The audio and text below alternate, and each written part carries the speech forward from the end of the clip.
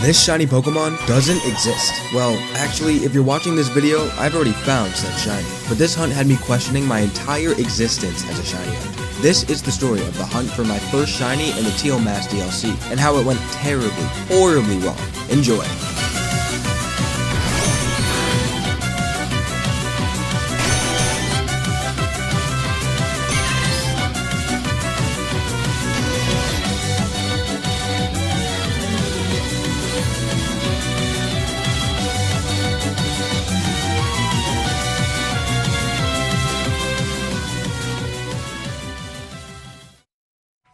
The Kitakami region, my favorite edition in the Scarlet Violet saga for sure. And on the night of September 13th, 2023, nothing was going to stop me from playing this game for an absurd amount of time. I played through the entirety of the main story, and by the end of it, it was a light 4 AM, you know, degenerate things. And even though I was tired beyond belief, I needed to do one more thing before hitting the sack, and that was start my first shiny hunt in Kitakami. Like I said before, I played the DLC for about 7-8 hours that night, but did not find any random shinies during that time. If you don't know me or the channel by now, I like a challenge, and I hunt all my shiny Pokemon at the base shiny odds, and in this game, that's 1 out of 4,096. This means I don't have the shiny charm, I don't use the knockout method in outbreaks, and I also don't use sparkling power sandwiches. So I never really expect random shinies like that. But in Scarlet and Violet, you never really know, do you? Anyway, I wanted to at least start my first hunt of the DLC before going to sleep, and that hunt was for, of course, the brand new Pokemon, Poltchageist. The Pokémon Company did a great job with the video revealing Poltchageist, and it was honestly hilarious seeing everyone argue on the internet about this thing's relation to Sinistea. For those of you that don't really get it, think of Wiglet and his Pokédex entry. These Pokemon do share similarities with other Pokemon, but they are in fact a completely different and separate species. Poltchageist and its evolution are 2 of the 3 new Pokemon introduced in the Teal Mask that aren't shiny locked. Oh, Game Freak, why have you taken her from us? Anyway, since it's one of the few new Pokemon from Kitakami players can shiny hunt, I knew it would be a top priority for me. So I did what you gotta do in Scarlet and Violet and started cooking up some sandwiches. I'm going with an Encounter Power 3 and Title Power 3 sandwich for the Ghost type, and I headed over to the Bamboo Tree locations where Poltchageist spawns.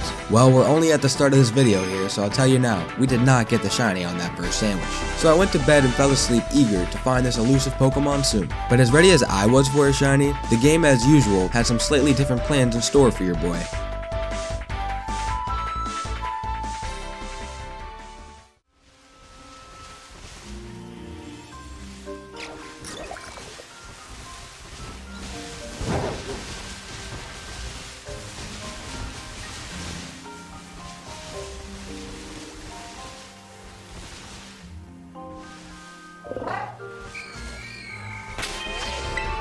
Shiny Haunter.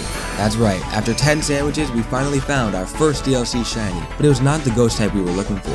Plus, it's a Pokemon that you could already hunt in the base game of Scarlet and Violet. I actually have found this guy at the Full Oz and Legend Arceus too, so I guess Haunter just needed his 5 minutes of fame. Well, he's certainly getting it now, I guess. I caught it in a Premier Ball, and it has the serious nature with no mark. I'm not gonna lie, I wasn't too ecstatic for this find, but if you hunt shiny Pokemon, you would know that phasing is unavoidable. But just how bad can phasing on shiny hunts truly get?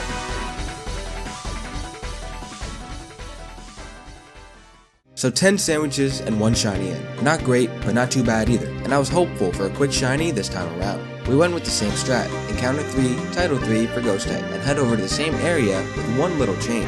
Poltchageist is actually the only Ghost type in this area that will spawn during the daytime, so I started hunting exclusively during these hours, and 4 sandwich sessions later, we found our next shiny from the Teal Mask.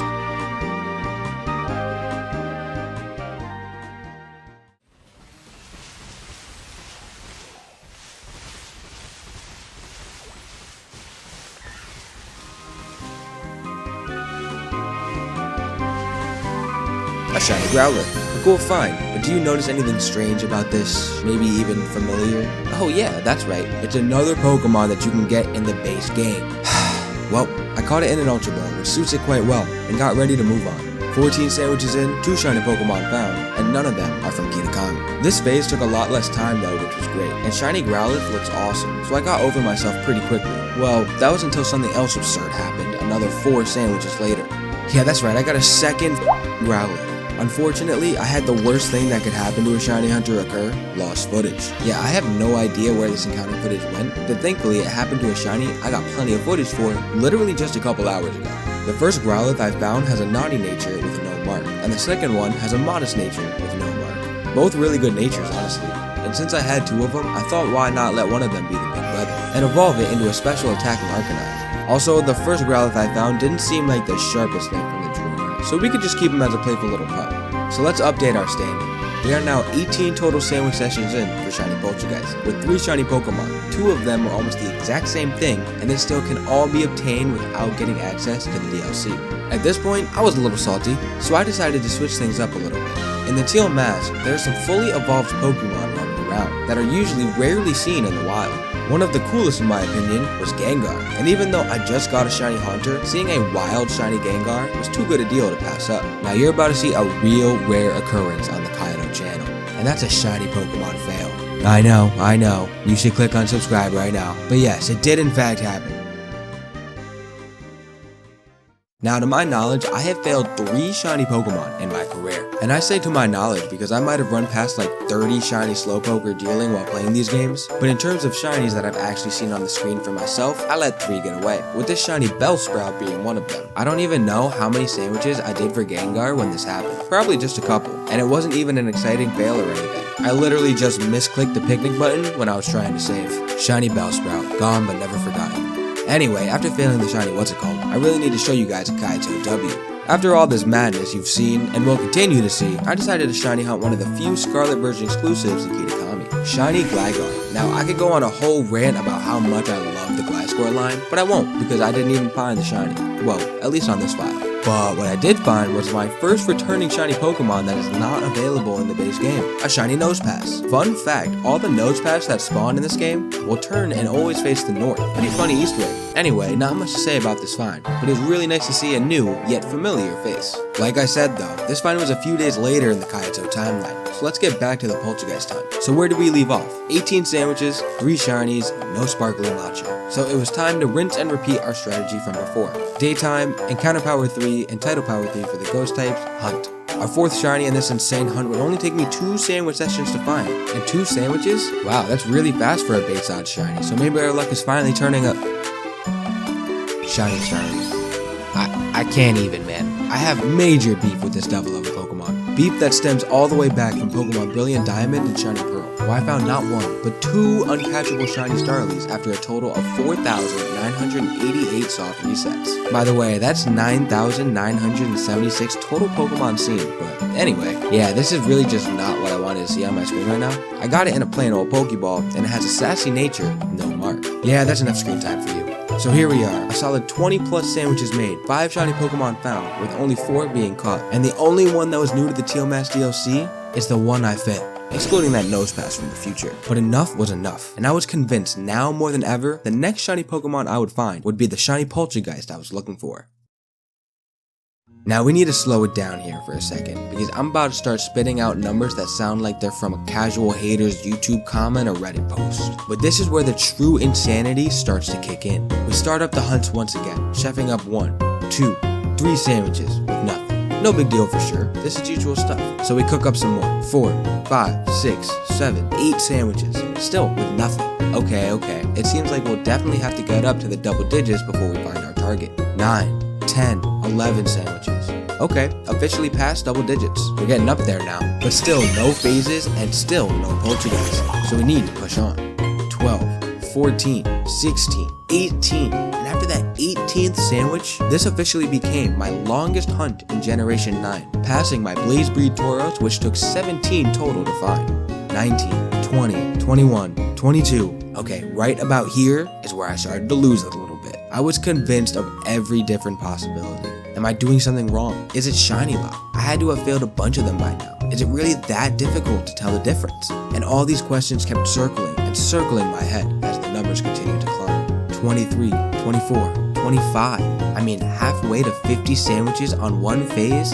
That's insane. And honestly, at this point, I was starting to think that's where we might be headed. 26, 27, 28, 29. No way. There is just no way this one phase is going to go to 30 sandwiches. That surely isn't possible. I had to have messed something up.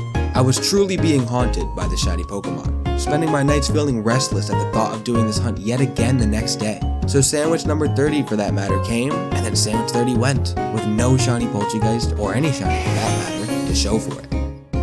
Defeated and struggling, I was seriously contemplating moving on from this hunt. You know, just taking a break for a while, and coming back to it another day in the future. But I just couldn't get myself to do that. I needed to see this through, and finally claim a shiny Poltchageist of my own.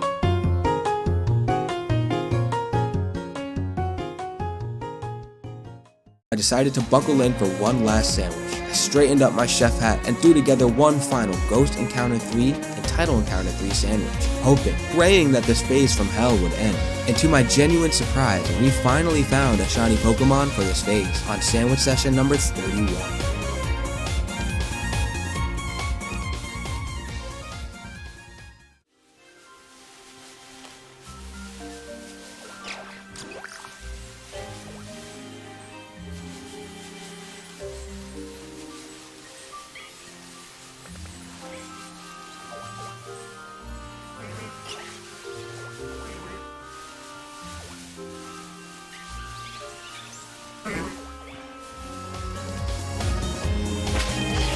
It exists! It's real, it's real, it's really real. Shiny Poltchageist is finally here on my screen. Now I know plenty of you in the comments are going to be convinced that I missed a shiny already during this hunt, but I'm telling you right now, after 30 plus sandwiches of looking at Poltchageist, I saw and noticed the difference almost immediately. So I really think I just got insanely unlucky with this hunt. But no matter the case, it was finally over. I decided to catch it in a nest ball, which suits it very well. And if we look at the dex entry, we could see which of the two forms we found. If you aren't familiar with Sinistea or Poltchageist, they have two different forms that they can spawn in. For Poltchageist, the first is its counterfeit form, and the second is the artisan form. There is no advantage to using one over the other. The only difference is that the authentic or artisan Pokemon from these lines will have a mark on the bottom of its body. This mark is what determines which of the Pokemon you get, and you will need a different evolution item for each form. This shiny is in fact the counterfeit form, which can be expected since Poltchageist have a 1 in 100 chance of having this unique mark in the wild. But there is actually a way to raise these chances up to 100% of the time. The mass outbreaks in Scarlet and Violet were updated when the Teal Mask released. They now properly spawn in different Pokemon forms, like Tauros and Tellur. And while outbreaks don't spawn things like Dunsparce that evolve into the 3-segmented Dunsparce, they can in fact spawn only authentic Sinistea and Artisan Poltchageist. All you need to do is have Poltchageist already seen in your Pokédex, and then reset for outbreaks by the bamboo trees. If you see an icon for Poltchageist over those question marks, it's a counterfeit for an outbreak. But if you do this and see no Pokemon icon over the question marks that are in the bamboo trees, you're going to want to check it out. Because if that outbreak is in fact Poltchageist, they will all be in the artisan form. And you'll be able to tell this by starting a battle with any Poltchageist, and then just running away. If your Pokédex says it's been updated, congrats, you just found an outbreak of Artisan Poltchageist. And while I could have used the strategy I just mentioned to find an Artisan Poltchageist of my own, I really wanted to finish this hunt the way I started it, and see if maybe I would get insanely lucky and get that 1 out of 100 spawn with no outbreak. But between you and me, I'm kind of glad that this didn't happen. Why, you ask? Well, let's finish taking a look at our shiny Poltchageist.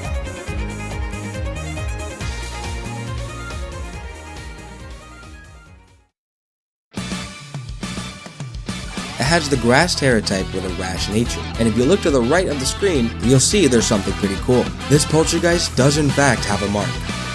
It has the lunchtime mark, granting it the title Poltchageist the Peckish. See, if I got the rare form of this, I definitely would evolve it into Sinistea, but that title, Poltchageist the Peckish, rolls off the tongue way too well, so this shiny will stay as is. We can still showcase its evolution though, and since we have the counterfeit form, we will need to use the unremarkable teacup evolution item. Upon release, you could find this item in Kitakami pretty easily, but now with the Indigo Disc release as well, you can get an absurd amount of these from the Pokelotto machine.